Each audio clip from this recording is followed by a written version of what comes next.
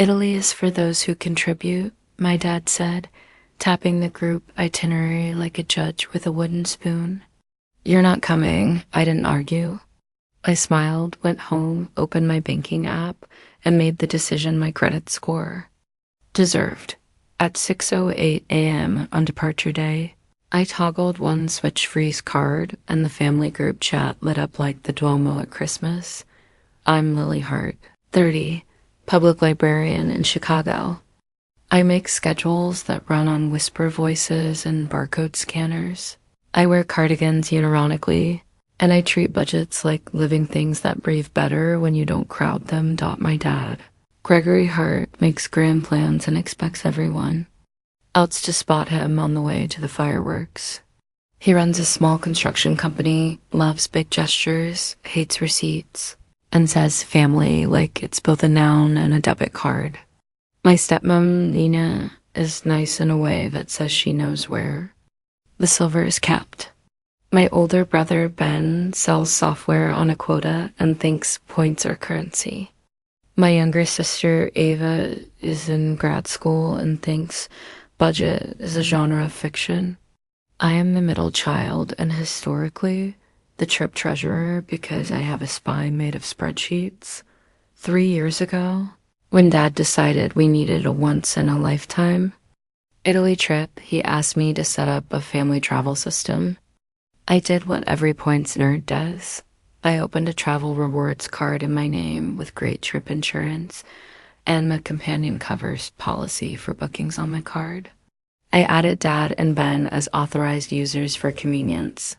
I linked the card to a dedicated checking account labeled Heart Travel Fund, where everyone was supposed to deposit their share before I booked.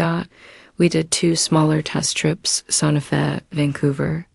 Both times I fronted deposits just until Friday, and Friday arrived wearing a disguise.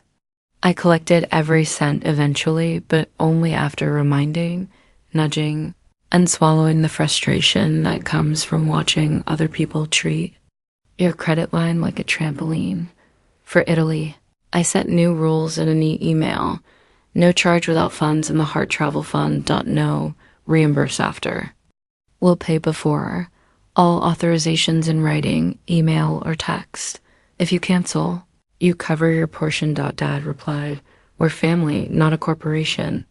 Then sent a thumbs up emoji that meant I didn't read that.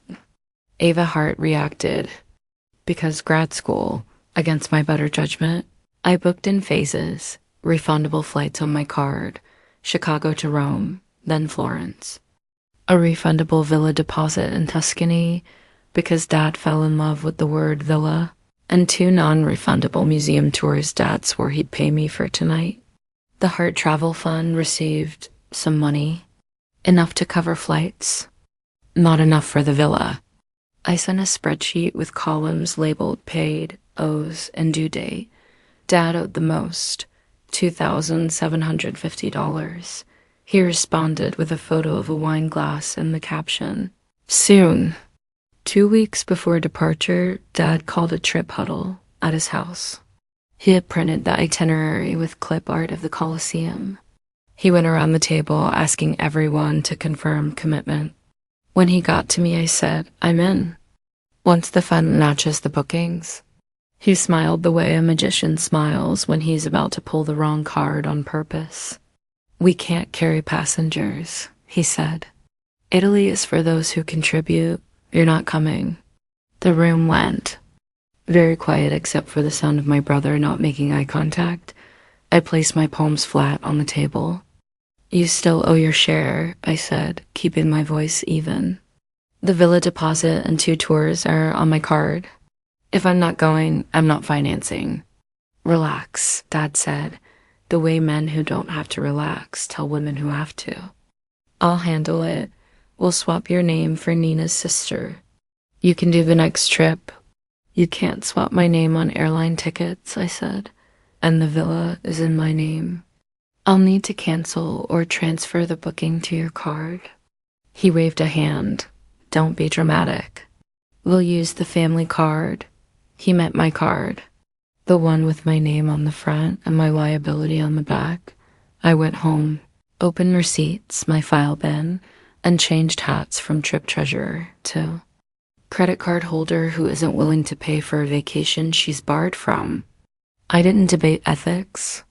I called my bank, a friendly person named Denise, who sounded like she knew my whole life from the way I took a breath. Given that authorized users intend to travel without me, I said carefully, and I'll not be on the trip to supervise. Charges, what are my options to avoid liability? She was all business and kindness. You can remove authorized users, freeze the card, and lock virtual numbers linked to specific merchants. You can also notify merchants' airlines, lodging that you withdraw payment authorization, and they must obtain a new card at check-in. I'll note your account. I took notes like they were oxygen. Then I made a plan. Step 1, put everything in writing. I emailed the family. Since I'm not traveling, I'm resigning as trip treasurer effective immediately. Do not charge my card. I'm freezing authorized user cards tonight. I'll assist in transferring bookings to your card by phone during business hours. Step 2, freeze authorized users. I removed Dad and Ben as ows with a satisfying pair of clicks. Step 3, cancel what I could without harming other people's plans. The tours were refundable 48 hours before. I canceled them and requested refunds back to my card. The villa deposit was transferable. I emailed the property asking to switch the card on file to the primary guest upon arrival. No new card. No check-in. Flights were non-refundable but changeable. I left them alone. Refunds would go back to my card, and I wasn't willing to argue with an airline in an airport on principle. Step 4, at 6:08 a.m. on departure day, just before they pay for checked bags and seat upgrades, I froze my card. Why? 6:08 a.m. Because Dad's red-eye swagger meets airport reality somewhere between the coffee line and the backdrop. Because the app records the time and nothing says boundary like a timestamp. Departure. Day 6:08 aim freeze. The app flipped from active to locked. With a small animation that felt like justice. 6:09 a.m. group chat ping. From Dad. Card declined for baggage. Did something happen? From Ben. Seat upgrade declined. From Nina. Hi Lily, maybe a bank glitch? 6:11 a.m. I replied, not a glitch. I froze my card. I'm not traveling and won't be liable for your charges. Please use your own cards. If the airline needs a different form of payment for checked bags or a reissue, they can assist at the counter. 6:12 a.m. call from Dad. I let it go to voicemail. He left a message that started with, what the hell, and ended with, you've ruined our trip. 6:14 a.m. I called the airline's customer service line, which answered faster than my father calmed down. Hi, I said, professional voice engaged. I'm the card holder for booking numbers XYZ. I'm not traveling. I'm withdrawing my card authorization for ancillary charges. The travelers will present a new card at the counter. The agent said, no problem, we'll remove the card for day of charges. Fares are already issued. Any new fees can be paid by travelers. I asked her to add a note, cardholder not traveling. Do not attempt to charge ending in 4,432. 6:17 a.m. I emailed the villa in perfect, polite English and Google-assisted Italian. Please note, I withdraw my card authorization on file. The guests will present a new card at check-in. If no card is presented, authorize cancellation without penalty to me. They replied, understood. Payment required at check-in. 6:21 a.m. My phone vibrated with a barrage of messages. Ava, grad school, DMD separately. Are we okay? This is messy. I replied, I'm okay. I'm not paying for a trip I'm excluded from. Use your own card. 6:28 a.m. Dad again, now on a call I picked up because my coffee had kicked in, and there are only so many voicemails a person can transcribe into a journal. You cannot do this. He said, as the account holder, I can. I said, airline confirmed. Villa confirmed. Remove my card, use yours, you owe the fund. This is the natural consequence. You're punishing your family. You remove me from a trip that's on my card, I said. I'm removing my card. From your trip. That's not punishment. That's math. You're being petty. I'm being prudent, I said. My credit score can't go to Tuscany with you. He hung up. My phone buzzed with a flurry of banking alerts. Attempts declined, attempts declined, attempts declined. Somewhere near gate H12, a man who thinks optics are currency was learning that banks use numbers dot by 7:05 a.m. The group chat fell silent. I pictured Dad at the counter, handing over his personal card like it had betrayed him by being his. I went to work. The library opened at 9. I ran the morning Storytime with an energy that comes from setting down a backpack you carried for 5. Years. Italy, day 1, they made the flight. For hours, I heard nothing. At noon, Ava sent a selfie from Roma fountain, a gelato, her face doing the half-guilty smile of a person whose stomach is a group chat. I'm sorry, she wrote. I didn't know he was going to do that. He's been doing versions of that for years, I wrote back. It's not your fault. Have a good trip. Use sunscreen. At 3 p.m., Dad sent a single text. We'll talk when I'm back. Put it in writing, I replied and muted the thread. Wow.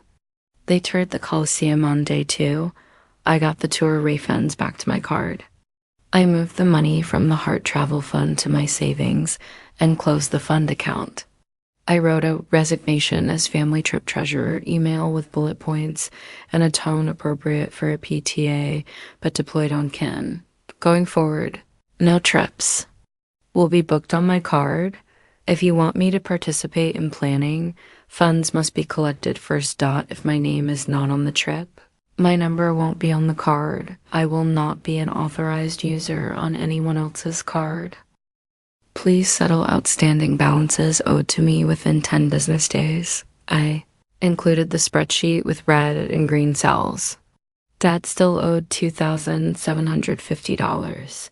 Ben owed $180. Seat selection he had promised to cover. I gave them a due date and wrote small.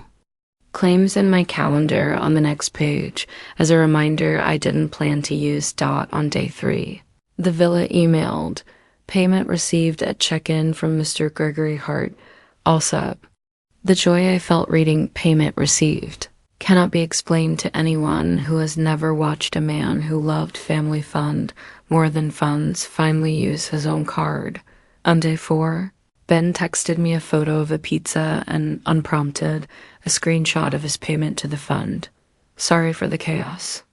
Dad sucks at money, he wrote. Progress. On day 5, Ava sent a voice note under a duvet with whisper acoustics.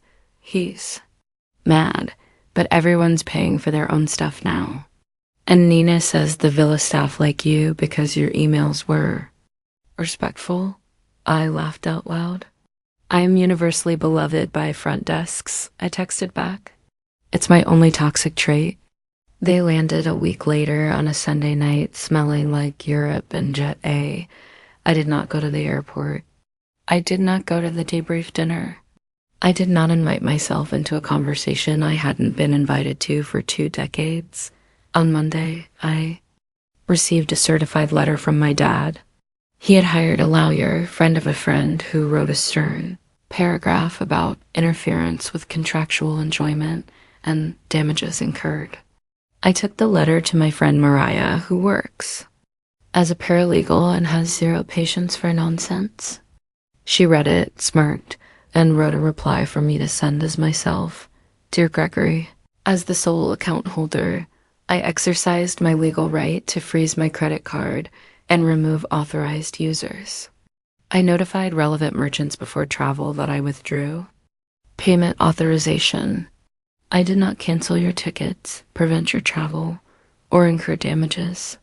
You were able to travel by using your own card. Please forward any claim to my insurer attached and to my counsel if you retain one. Also enclosed, a final accounting of the Heart Travel Fund. Your outstanding balance is $2,750. Due by date. Regards, Lily. I printed it on 24-pound paper because weight matters when words do. I enclosed a bank statement showing every deposit and every charge. The tour refunds back in black, and the email from the villa confirming Dad's payment at check-in.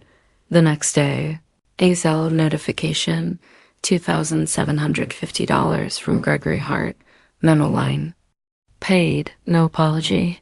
But money is sometimes the only apology some people know how to spell.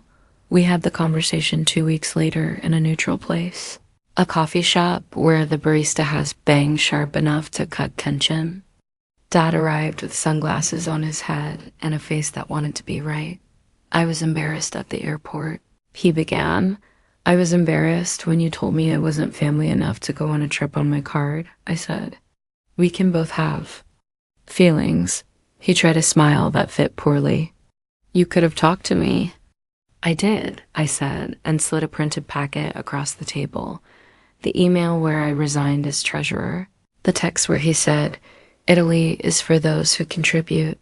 The ledger of who had contributed what and when. And Denise's note from the bank recording my call. I'm done negotiating my boundaries after you announce your decisions. He exhaled. You made me look bad. You made yourself look like a man who expects his daughter to finance his vacation, I said. I made myself look like a person with a credit limit and a spine. He sipped his coffee and tried a different strategy. You hurt the family. Protecting myself isn't hurting the family, I said. It's fixing something. You can't keep doing this. He didn't apologize, but he didn't argue either. He left with a list, and I left with a quiet chest. I retired as the Heart Trip treasurer permanently. I also built a soft landing for future, healthier trips with these rules I taped inside my receipts bin. Funds up front or no booking. No exceptions. Only the travelers decide and pay. No, group organizer covers and chases. If someone is excluded, their money, time, and credit are also excluded. I don't argue with announcements. I act on them. I took the points from the canceled tours and plane taxes and booked myself a long weekend in Santa Barbara with my best friend. We used the points for a hotel with a lobby that smelled like citrus. We read on the beach, ate tacos, and talked about everything except other people's entitlement. A few months later, Ava texted, new plan, girls' weekend, just us. I said yes, but with a Venmo request attached. She laughed and paid it instantly. Learning, she wrote at Thanksgiving. Dad told a story about the time the bank glitched in Rome, and I didn't correct him. People who need legends can have them. I have a ledger. It balances. Italy is for those who contribute. Lives in my head now as a line in a manual I can finally read without crying. The manual says you don't have to hold open a door someone just slammed in your face. It says your credit is not a lifeboat for other people's decisions. It says the notification sound when you freeze a card can also be the sound of unfreezing your peace. I still love travel. I still love my family in the way you love complicated things that shaped you, but I love the feeling of not being scared. To open my banking app more, sometimes revenge looks like a decline notification that taught everyone a boundary they should have learned in kindergarten. Sometimes it looks like points you spend on yourself without an apology. Sometimes it sounds like a timestamp 6:08 a.m. and the quiet after someone else's phone stops lighting up with your life. If someone uses your wallet while telling you you're not invited, shut the wallet. As the account holder, you're allowed to remove access, freeze the card, and require adults to fund their own fun. Receipts beat rage. Boundaries beat family policy. Note, this is a narrative, not legal advice. Laws and card policies vary. Always follow your issuer's terms and local law.